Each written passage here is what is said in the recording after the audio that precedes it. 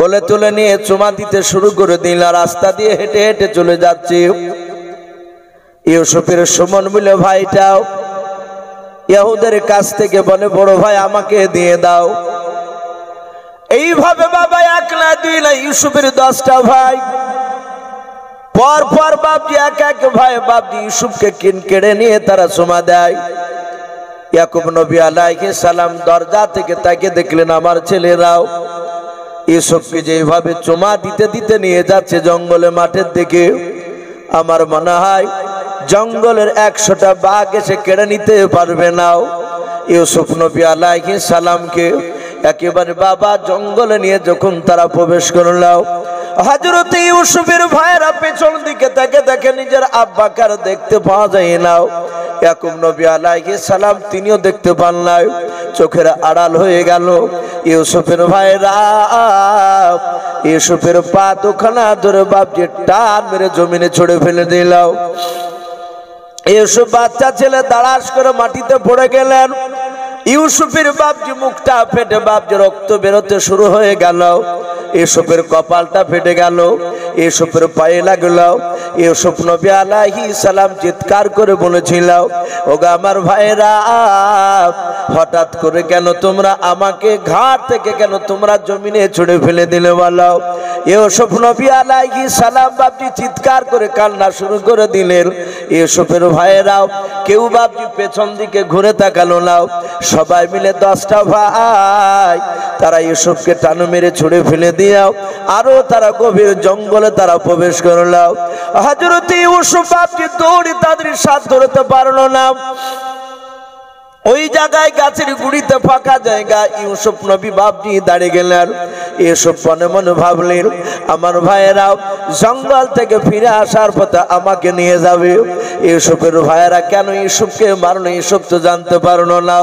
ইউসুফের ভাইয়েরাও বেশ কিছুক্ষণ পর গভীর জঙ্গল থেকে বাবা কাটাওয়ালা ডাল তাফসীরে মারিফুল কোরআনে পাওয়া যায়। ইউসুফের 10টা ভাই 10টা বাপজি ভাই তারা 10টা ডাল তারা ভেঙে নিয়ে এসেছিল। এক একটা ভাইয়ের কাছে একটা করে বাপজি ডাল ছিল। ওই ডালটার গোড়া থেকে আগা পর্যন্ত বেউচিন গাছের মতো বাপজি কাটা ছিল, আঙুল সমান সমান কাটাতে ছাওয়ানো ছিল। ইউসুফের ভাইরা এসে ইউসুফকে বাপজি গোল করে ঘেরাও করে নিয়ে দাঁড়িয়ে গেল। ইউসুফ নবী ডাক দিয়ে বলেছিল, ভাই তোমরা কি ব্যাপার আমাকে গোল করে কেন ঘেরাও করে দাঁড়ালে বলো। ওগো আমার ভাইয়েরা এত ভালোবাসো তোমরা আমাকে যে টান মেরে জমিনে ছুড়ে ফেলে দিলাম, এই দেখো মুখ দিয়ে রক্ত বেরোতে লেগেছে, কপালটা ফেটে গিয়েছে ভাই, পায়রা হাঁটুতে লেগেছে ভাই, আর হাঁটতে পারি না। ওরে আমার ভাইয়েরা কেন তোমরা জঙ্গলে দৌড়ে চলে গেলে আমাকে ফেলে দিয়ে বলো। ইউসুফের ভাইয়েরা কেউ কথা বলে নাই, চোখগুলো মোটা মোটা হয়ে গিয়েছে। ও বাপজি ভাইয়েরাও মানুষ মানুষকে যখন জবাই করতে যায় একেবারে মেরে ফেলবো বলে সিদ্ধান্ত নেয়, যে মানুষটাকে বাপজি মারবে, যারা মারবে তাদের চেহারার বাপজি দৃষ্টা তাকানো বাপজি ভালো লাগে না, তাদের সেই সময় চেহারাটা বাপজি ভয়ঙ্কর রূপ ধরে যায়, কারণ তাদের দিনটা বাপজি পাথরের মতো হয়ে যায়। ডাক দিয়ে বলেছিল, ইউসুফ আমার ভাইয়েরাও অমন করে কেন তোমরা আমার দিকে তাকাও বলো। ইউসুফের ভাইয়েরাও চোখগুলো মোটা মোটা করে তাকিয়েছিল। হঠাৎ করে বলেছিল, ইউসুফ ভাই তুই কেমন করে নবী হবে সেটা আমরাও দেখতে চাই। ইউসুফ নবী বলেন, ভাই নবী বলে আমি বুঝতে পারলাম না। সুমন বলল, ভাই গতকালকে রাত্রির বেলা স্বপ্ন দেখেছি। বলে হ্যাঁ। বলে ভাইকে স্বপ্নের কথা আমি আব্বাকে ছাড়া কাউকে বলি নাই, তোমরা কেমন করে জানতে পারলে। সুমন বলল, ভাই তুই যখন আব্বার কাছে বলছিলি আমি আড়াল থেকে কথাগুলো শুনতেছিলাম, সব মানে শুনে নিয়েছি রে ভাই। আমরা তোকে হত্যা করব বলে চলো বলো কৌশল মাঠে নিয়ে এসেছে, তোকে কাটাওয়ালা ডাল দিয়ে পিটাই করতে করতে দুনিয়ার বুক থেকে বিদায় করে দেব। এসব বলেছিলেন, ভাই আমি ভুল করেছি, স্বপ্নের কথাটা আব্বাকে বলে।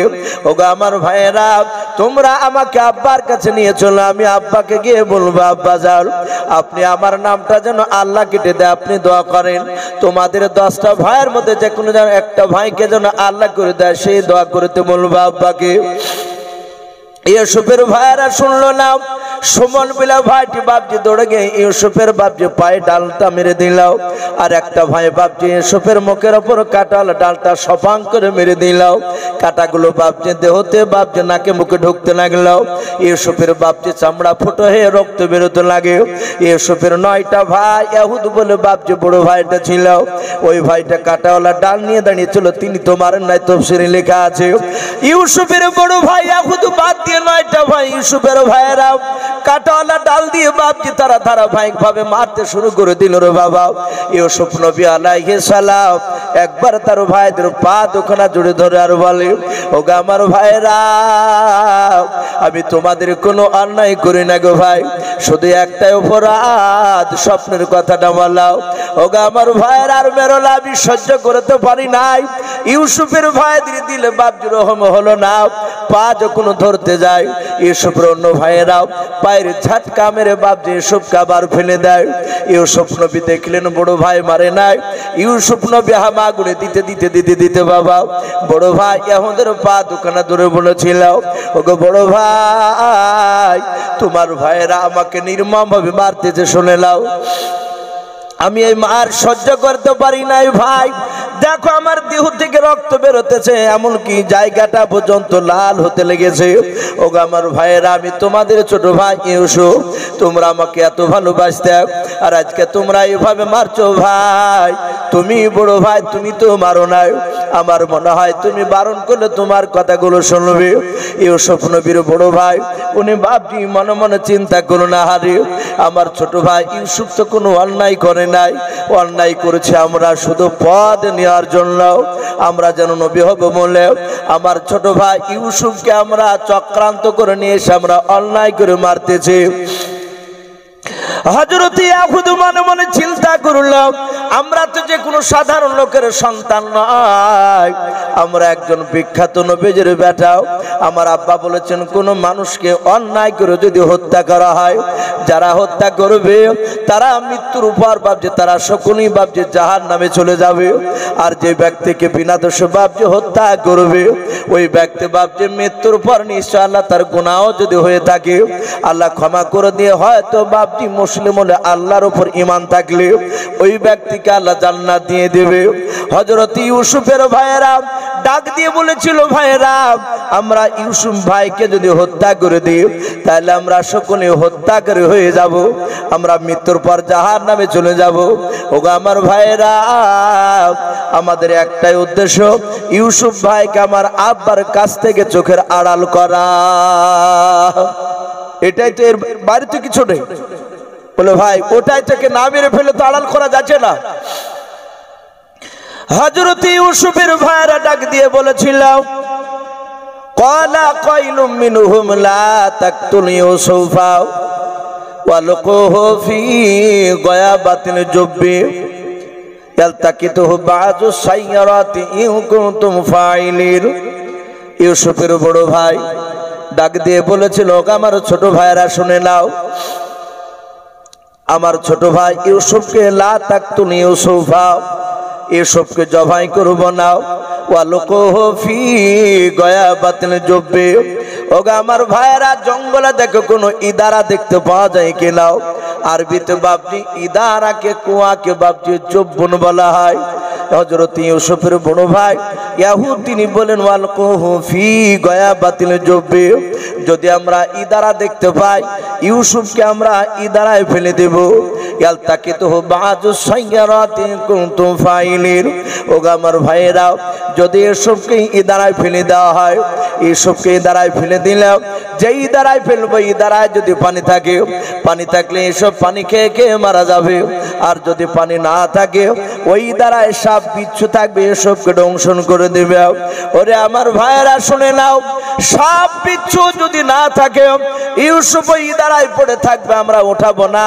ইউসুফ না খেয়ে খেয়ে সুখে সুখে মারা যাবে শুনে নাও যদি তা না হয় ইয়ালতাকিতুহু বাযু সাইয়ারাতি ইন কুনতুম ফাইলিন ওগো আমার ভাইয়েরা এটা মিশরের দেশের লোকেরা কেনান শহরের জঙ্গলের ভিতর দিয়ে রাস্তা আছে বলে হ্যাঁ এই রাস্তা দিয়ে মিশরের লোকেরা তারা ব্যবসা করে যাতায়াত করে এটাই তাদের মিশরের লোকেরা যাওয়ার রাস্তা ওগো আমার ভাইয়েরাও, আমার মনে হয় মিশরের লোকেরা যদি ইউসুফকে দেখতে পায় ইদারা আছে, তাহলে তারা ইদারা থেকে ইউসুফকে তুলে নিয়ে চলে গেলে মিশরে, আর কোনোদিন আব্বার কাছে সে আসতেও পারবে না।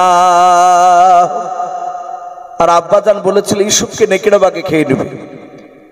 এই কথাটা থেকে আমরা একটা মিথ্যা কথা আমি সাজিয়েছি। বলে কি? বলে আব্বাকে গিয়ে বলবো ইউসুফের শরীর থেকে জামাটা খুলে নিয়ে গিয়ে।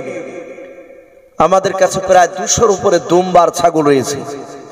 আব্বা কোনোদিন আমাদেরকে বলে না যে কটা ছাগল নিয়ে গেলে আর কটা নিয়ে আসলে, হিসাব নাই না। এই 200টা ছাগলের মধ্যে থেকে একটা পাতলা দুবলা ছাগলকে আমরা জবাই করব, করে ছাগলের বডিটাকে অন্য জায়গায় দূরে ফেলে দিয়ে আসবো, আর ওই রক্তটা ইউসুফ ভাইয়ের জামাটা মেখে নেব। আব্বাকে গিয়ে বলবো আব্বা সত্যি সত্যি আপনি বলেছিলেন ইউসুফকে নেকড়ে বাঘে খেয়ে নেবে, বাস্তবে আপনার কথাটা পরিণত হয়ে গেছে সত্য। আব্বা বিশ্বাস করে নেবে।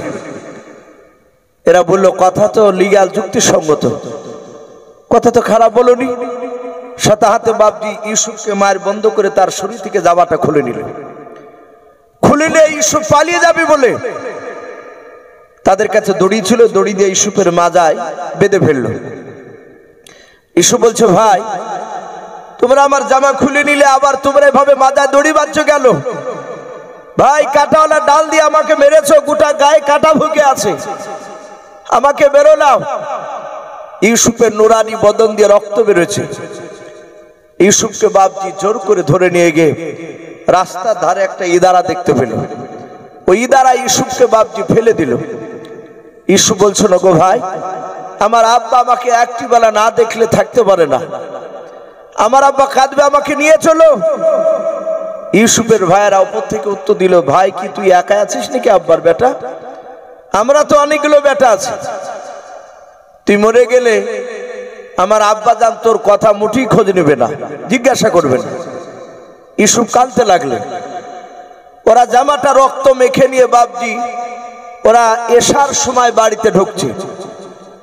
ইউসুফের আব্বা ইয়াকুব নবী মাগরিব থেকে বারবার বাপজি শুধু দরজার গুড়িতে দাঁড়াচ্ছে আর মাঠের দিকে তাকাচ্ছেন, ইউসুফ কেন আসছে না। এরা রাত্রিবেলায় 10টা ছেলে যখন ইয়াকুব নবীর তারা বাড়িতে পৌঁছালো, ইয়াকুব নবী তাকে দেখলেন তার প্রাণে ছোট ছেলে ইউসুফ নেই তাদের সাথে। ইয়াকুব নবী বললেন ওগো আমার ছেলেরা, আমার ইউসুফ কই? তোমাদের সবাইকে দেখছি, আমি সারা দিন দেখতে পাইনি, আমার ইউসুফ কই?